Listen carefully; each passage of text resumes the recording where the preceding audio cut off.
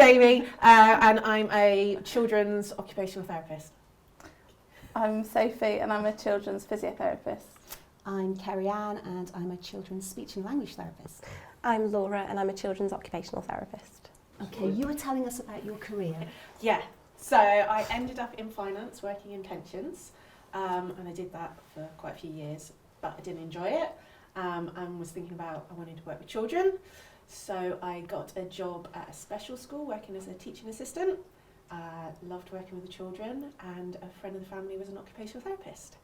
And she invited me to go along and volunteer in a charity she worked for, where you worked with children with brain injuries, and they did archery and things like that. Fell in love with it, and then was like, I want to be an OT, an occupational therapist. So then I did an access course, and then I got onto a degree programme, and I did my degree and loved it, and then I was very lucky my first clinical role was here. I've loved it ever since. Very good. It's very different to pensions. Very different, yeah. Big change, but I love it. So yeah. So why did you want to be a physiotherapist? Well, the short answer is I saw a physio on TV and I thought, that looks good, that's what I'll do. And in particular for children? No, I thought, I saw somebody on TV, I thought, I want to be a physio. They look good, that's what I want to do. That is how I decided my career to start with. And then when I went to college, I didn't quite get the A-levels to get in to study physio. So I was at the end of my A-levels with kind of a decision to either change what I decided I wanted to do for my career or to look at a different route into physio. So I decided to look at a different route and to get a job as a physio assistant to begin with. So you came through that way? Yeah. Okay. And I when I was 17, I went to a conference about becoming a physio, and there was like a weekend of physios talking about their job. Oh, wow. And the children's physio came to talk, and I'm not joking, I put my pen down because I thought, this isn't for me, not interested, and switched off. I can't tell you a lot about her presentation because I wasn't interested in it at the time. So when I was looking for a physio assistant job, I wasn't sort of particular about which area I'd like to work in. I just knew that it needed to be commutable from home. And I live in Shropshire, I've always lived in Shropshire. And so I kind of just set the NHS jobs search for 30 miles, 40 miles, whatever it was. And at the time, this was kind of 2006, there was a lack of qualified jobs in physio, so there was a lot of qualified physios going for assistant roles. Okay. So I was not getting jobs because people that knew more about it, because they were qualified, were. But ended up getting a job at Birmingham Children's Hospital. Oh no, I didn't know you'd work there. Yeah, so I worked there, and with always the plan to then go on to study to be a physio, and did an Open University course alongside working. And then found out that there was a potential for some sponsorship for me to go to university if I'd been there for a certain amount of time. So I applied for the sponsorship, got my place, but then fell pregnant. So then had a place to start university in 2008, and didn't, because I was 7 months pregnant, so I thought that perhaps wasn't good timing. So I then had maternity leave and then went to university and did a flexible route that timing was brilliant. The flexible route just existed then, and it was only through having worked with one of the lecturers that she was able to tell me about this option. So I did my first year part-time, and then I was pregnant again, and then did my second year part-time, but also ended up going to university with my daughter when she was 3 weeks old. Wow. Because I had the choice of going back for 3 weeks, when she was 3 weeks, for 10 weeks, or waiting a whole another year. So I went back, and the university were really accommodating. Yeah, it sounds like it was really flexible for you. Yeah, it was not, if I'd chosen a plan of a route to follow, I wouldn't have chosen. It was quite stressful having a toddler, a baby, and being at university. But they were really accommodating, really, kind of did whatever they could to make it work. It does show, though, doesn't it, that you don't have to kind of put aside, 3 or 4 years of your life really to do the studying. Did you come through a traditional route, sort of? I did. So I did my A-levels when I was 18, and I knew broadly that I wanted to work in healthcare. And the push at my school at the time was you go to university. So I actually applied to do a nursing course, got accepted, and about 3 weeks beforehand decided actually that's not the route I wanted to go down. It just wasn't for me. So feeling a little bit lost, I took a couple of years. I worked in the care sector. I worked in Homebase at the time, so retail work. Just got those nice skills of answering the phone, talking to the public, that kind of thing. And then I was fortunate enough that an OT assistant job came up in a local community hospital and just fell in love with it. So I did a 3 years undergraduate course at university. Was lucky enough at the end of it to get my first post in mental health services. So ended up working with older people with mental health difficulties. I worked in the community memory service and then took a sidestep into inpatient forensic services. So I worked in the secure sector for 3 years, both in the low secure, medium secure, and then decided actually I've got everything that I wanted from that role, learned so much, and then I was fortunate enough to get this job here. So you switched from adult work to children, yeah. Amazing. So I think the experience I had in the adult services kind of gave me some of the foundation skills that I needed to work with children, and then the team have been really supportive, teaching me working with children, so what I need to know, development, that kind of thing. So I think the team around you, builds the skills that you need. Absolutely, yeah. We've had a variety in our team of people that have come with lots of experience with children and some with none, very limited. And it's, I think you're right, you can quite easily transfer what you've learned elsewhere. People come sometimes thinking, I don't know if I know these skills, but actually bring a wealth of skills that are really transferable to the job of working. Yeah, because when I did my degree, you do the placements, and I was told when I interviewed, you won't get any placements with children, and I didn't. All mine were older adults and community. So when I applied for the job for children's, I was like, haven't actually got OT experience with children. I've got experience in other roles, but not that. But then, I obviously said something right, and got the role. But like Laura said, our team has been brilliant, sort of developing the knowledge and pushing you to sort of stretch yourself, but not too quickly. Yeah, it's quite a lot to expect somebody to have experience in their profession, specifically with children, and then specifically in the community as well. We probably don't get a lot of new people coming in with all of that experience, so there is a lot of training. I think that's perhaps something I didn't realise when I was training and thinking about being a speech and language therapist, is just how diverse it is. And it's the same for OT and physio, isn't it? That you can work with, all age groups, right from birth, actually, all the way to, people who are elderly. It's really, really wide, and so many different specialisms as well. So my specialism is speech sound disorders, so it's very different from a lot of what my colleagues do. Do you have specialisms, or do you work as more of a generalist? So we do have specialisms, but we have clinical leads for sort of each of our areas of musculoskeletal, respiratory. I'm trying to remember. Special schools. So we have clinical leads for the set areas, but then the majority of our team work across different specialisms. So we have a mixed caseload, which I think is quite different to how some of you guys work.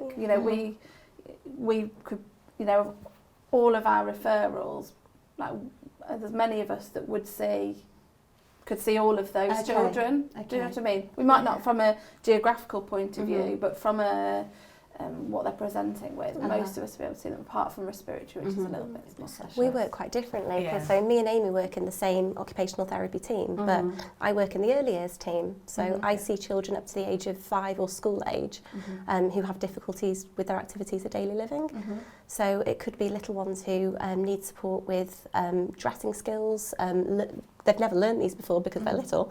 So learning about dressing skills, feeding skills, any barriers to kind of play activities, accessing the environment, and if there are any problems that crop up, so I don't know, a physical difference or a physical disability, developmental problems, then we aim to kind of overcome them. So it could be around equipment, it might be around advice. There's lots of creative kind of ways of problem solving, really.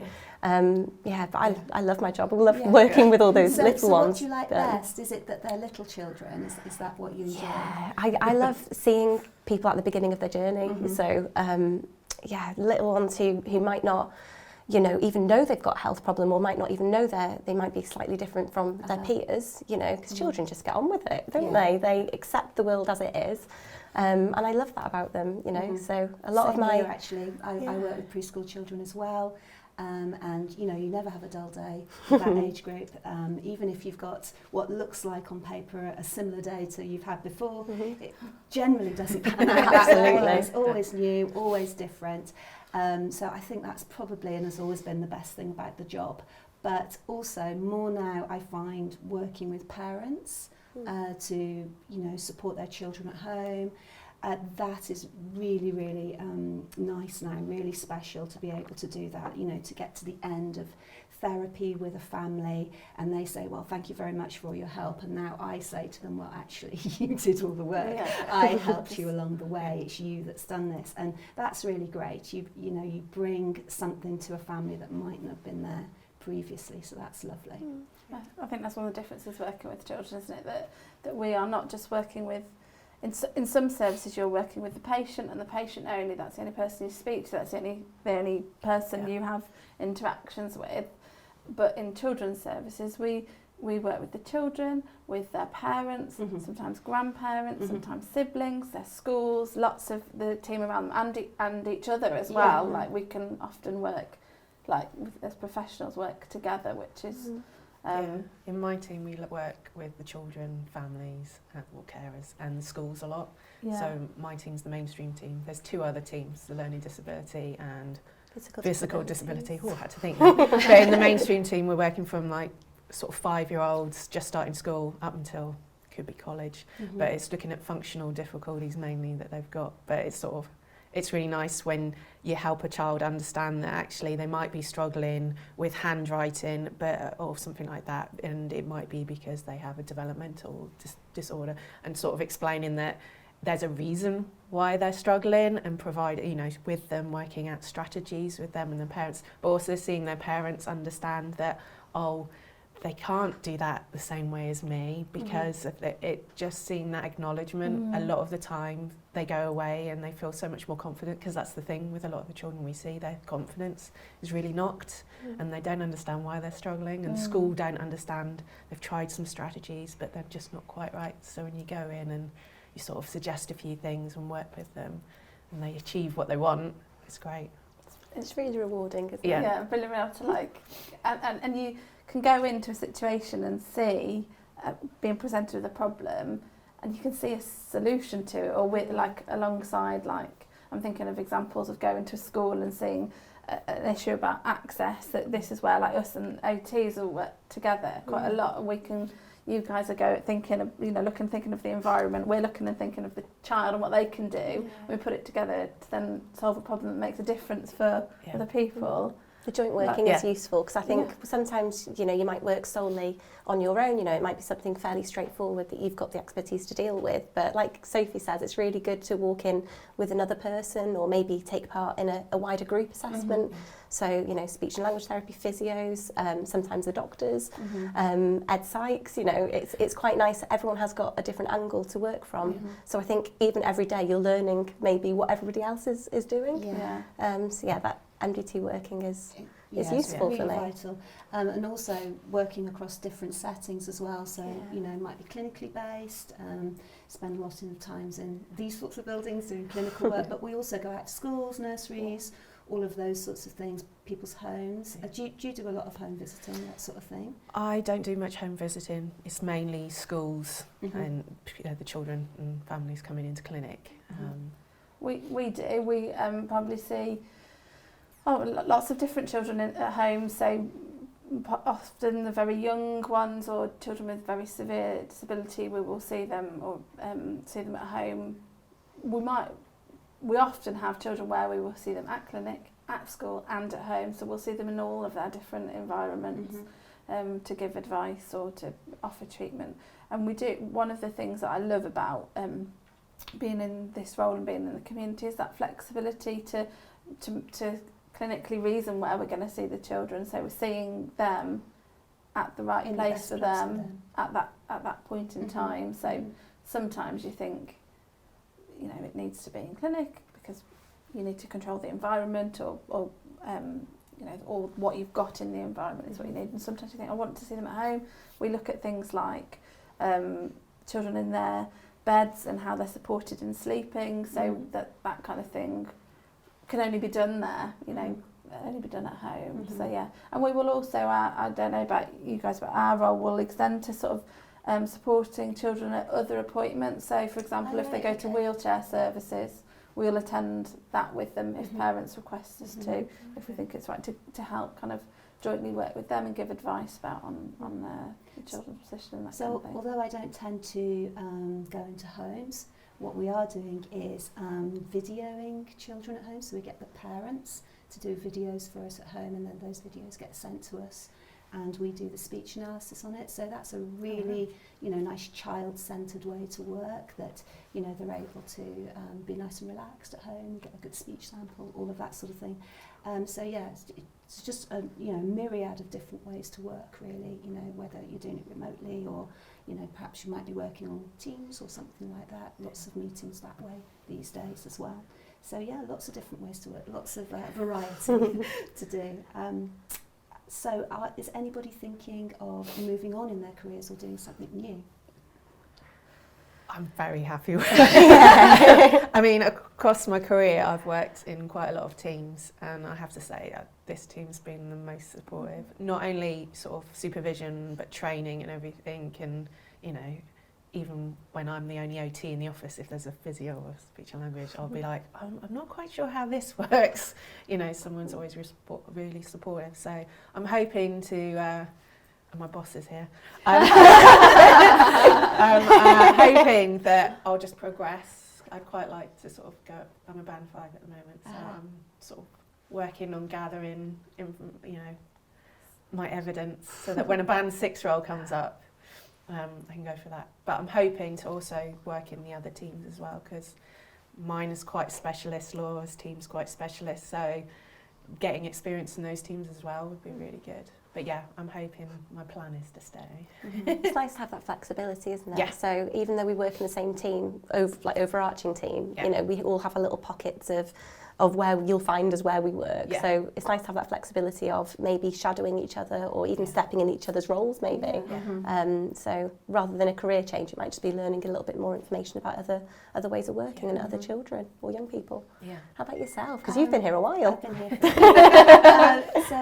yeah, I'm a band 7, I'm a clinical lead now, and I'm very happy in my post. But there's always change, I think. So although I might not be looking for, you know, a change in role, or there's always something new coming along, new initiatives, new development. There's always challenge. So, you know, I think that's enough to kind of keep you interested and wanting to do more and do things in different ways. Things move quite quickly. I don't know what your experience is, but I find the way that we're working these days is transformed over the last, you know, so many years, hasn't it? Definitely. I think our team, we've undergone a lot of change in terms of staffing, and the 8 years that I've been here, there's only we're a team of about 15, I think probably about 11 whole time, but there's only 2 people that have been here longer than I have. The rest of the team have probably been here 5 years or less, so we've undergone quite a lot of change in our team. But we're a really lovely team, and people have come in bringing lots of new skills from all over the place. Some that have worked with children before, some that are recently newly qualified, and a real kind of real diversity of people. But we are, like you said, you know, a good and supportive team within our own speciality, but also within children's therapies in general, I think. Have you got any advice for any new starters coming in? If you say you've got some new physios coming in, you know, or any students coming into the role, have you got any advice or pointers for them? I think one thing I think you said, Kerryanne, a little bit about kind of working with children and working in the community. Both of those things bring unpredictability, and so if you come and you think you've got a plan A, B, C, D, and you're going to do it in that order, you need to forget that, because you need to be adaptable and dynamic, I think it's lovely to see people sort of new into the role and to know what's ahead of them and what they might what they will be doing and the kind of things that they'll experience. That is really lovely to see that, and to kind of just I think in our team we are very focused on families and very, very much put children and their families at the centre of what we're doing, and I think kind of giving people that advice that's what we're always thinking about. Why are you doing what you're doing? What are you working to? That kind of thing. Does that make sense? Yeah. Kind of like that this is the culture that we have here. This is how we work. I think I would suggest that anybody looking at a career such as ours to get some experience, perhaps volunteering in those sorts of situations where you're coming into contacts with families, with young children maybe. So, I don't know, nurseries, perhaps mother and toddler groups, after school clubs, these sorts of ideas where, you're actually face to face with children, you're getting down on the carpet with them, maybe doing some play. So you really develop those communication skills. Communication is really key for us, isn't it? Being able to, bring your level down to a child is really important for all of us, isn't it? And it doesn't have to be, if you're thinking you want to be an occupational therapist, it doesn't have to be, I need to work in that team. Because that can actually be quite tricky to get that sort shadowing of and that sort of experience. Yeah. So like you said, anything where you're with children and families, and because all of those skills are transferable, and the most important ones are communication and being able to think on your feet, I think, as well. It'd also be just a good way to find out whether you actually like it. Yeah, exactly. I think a lot of, from a physio perspective, I think a lot of people go into physio thinking that they're going to be working in sport, and that's such a tiny percentage of what we actually do. There are so many things out there that you wouldn't consider is what a physio might do as be part of the role. So I think definitely getting some experience, and maybe in areas that you're not sure whether you'd want to work in or not, because you don't know. Like I said, I never wanted to work with children, and it was only when I worked at the Children's Hospital that I realised, this is like this is fun. This is fun. Everything is a lot of what we do is around play, and I just really enjoyed it. I think that's sorry, go ahead. Sorry, no, I was going to say that's the same with OT as well, because I think you can find occupational therapists in lots of different settings, and an OT in a hospital might be looking very different to an OT in the community, and what they do on a daily basis will change. So I think once you get experience in all these different settings, I think you start piecing together what an occupational therapist actually is, because it's quite difficult to explain, as well. Yes, if you like it, but also just try and piece together in your head. Because if you do a degree, there's no guarantee you're going to get, you won't. There's so many different areas you can go in as an occupational therapist. You won't get a placement in each of those. So sort of going outside of that scope is really good. Yeah. What were you going to say, Kerry? I was just going to say that, when you say to somebody, I'm an OT or a physio or a speech and language therapist, what's the response you usually get? What happens? Blank face. They might not know, or they might say, I bet that's really rewarding. Yeah. And that's true, isn't it? It is very rewarding, but I don't think people really understand the scope of the work. They think, for example, that I fix lisps or something like that, Do you have similar experience of that sort of thing? I think people generally think occupational therapists might give pieces of equipment, and we do, there is a side of that. But I think the OTs that you might see on, Holby City when that was a thing, or, in the soaps, is, you might see an OT giving a chair raiser, for instance. But equipment provision, again, is a tiny percentage of maybe what we do. Yeah, and you were saying about sports as well, that would be a tiny little bit of what you're doing. And when you say to people you're a physio, they instantly tell you about their ailment that they want you to fix. So they mention their bad shoulder or their bad knee, or can you we have a look at Granny and that kind of thing. And I just say, no, you're probably too old for my speciality. But yeah, it is funny when you kind of talk in more detail about the things that you do in this role. People go like, can't believe that's what a physio does. And like when we have students, they'll come and we'll say something. I'm trying to think of a good example of something we'll do. Like for example, we will have a bit of a hand in equipment too, and we will maybe look at positioning a child in a chair and adjusting it.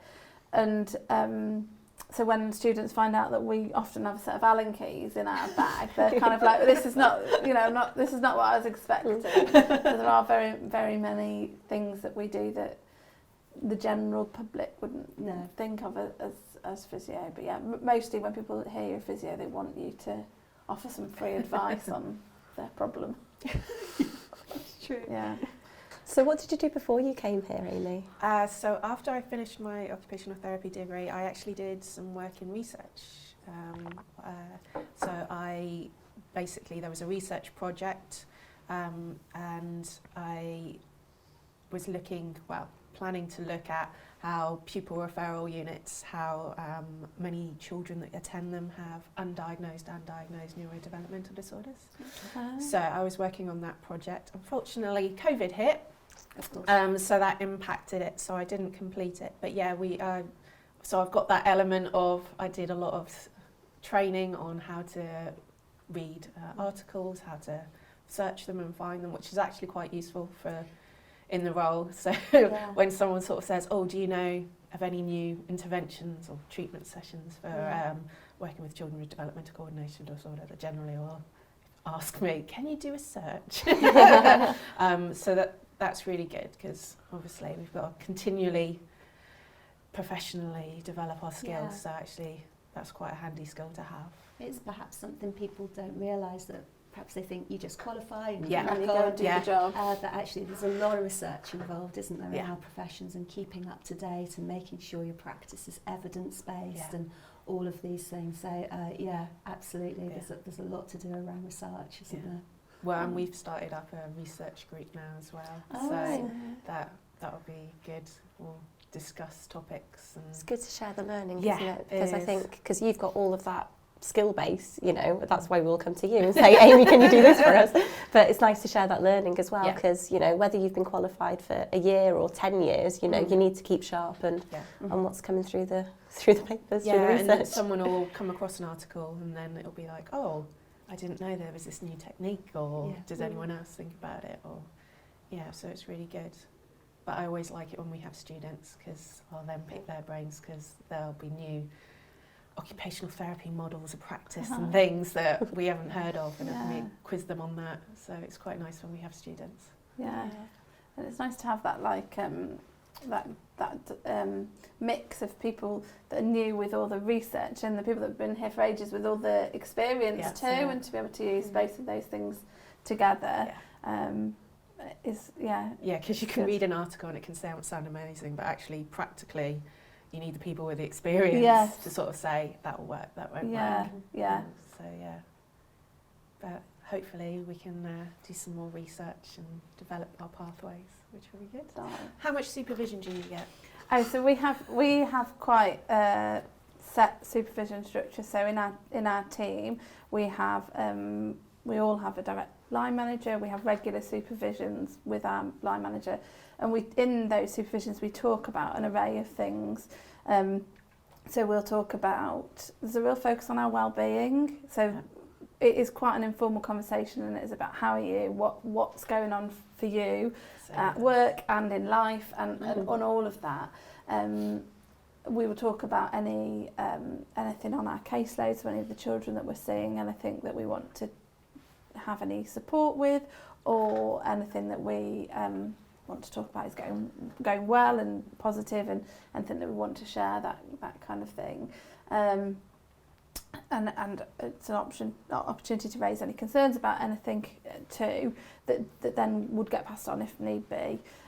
We also have clinical supervision, so with the clinical specialists within our team, we have that quite regularly too, where we can either take a case of a child and family to them and say, I need a bit of help with this, could you come and see this child with me, or could you help me with this, or even to just talk through a condition, or kind of it's led by us really.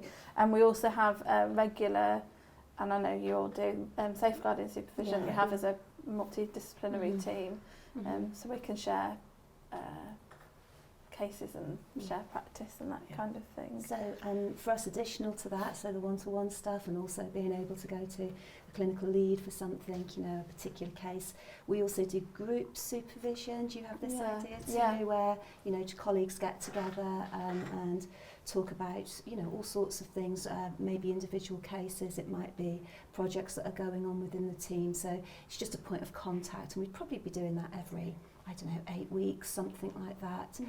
We actually go on walking supervision. Have you heard of this idea? So you get out in the fresh air, if I walk around for an hour or so, somewhere quiet, and everybody takes a turn to explain what's going on in their working life. So that's really useful. I find that very helpful. So that's good. Yeah.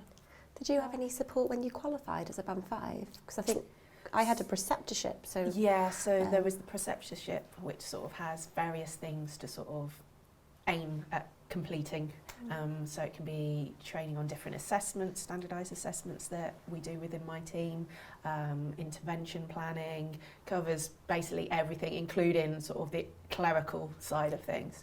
I had clinical supervision with one member of staff, and then line management supervision as well. There was also another occupational therapist that started at the same time as me, which was quite nice. So particularly when we had troubles initially getting onto IT situation, that was quite good, because we'd be like, have you done this yet? No, I can't get onto that side of things. But there's also a Band 5 forum that I'm part of as well. So that's not just our children's occupational therapy team, it's occupational therapists across the trust that are Band 5s that come along, as well as physios and speech and language, which is quite good as well, because apart from our little dynamic here in children's services, I don't really get to speak to those that are working in the hospitals or in other areas. So it's quite interesting hearing what's happening with them and what's been successful, and so that's quite good as well. Yeah. In our team, we also sometimes have satellite clinics in other people's areas of work. So like part of my role is to work within a medical centre within the adult physiotherapy department. So we and several of us in our team do that, where we are kind of part of someone else's team, so we're not working with them so much, but we're working alongside them. Don't know, like whether you go into any. So like some of the community hospitals or medical centres or those kind of things, we'll go and do a actually half of my role is in one of those locations. I was just thinking broader afield, so we also have sort of clinical excellent networks that would be across the entire of the West Midlands. So you might do face-to-face get-together for those, or might be on teams. Also special interest groups, do you guys have that? We have this specialist section, so our governing body is the Royal College of OT.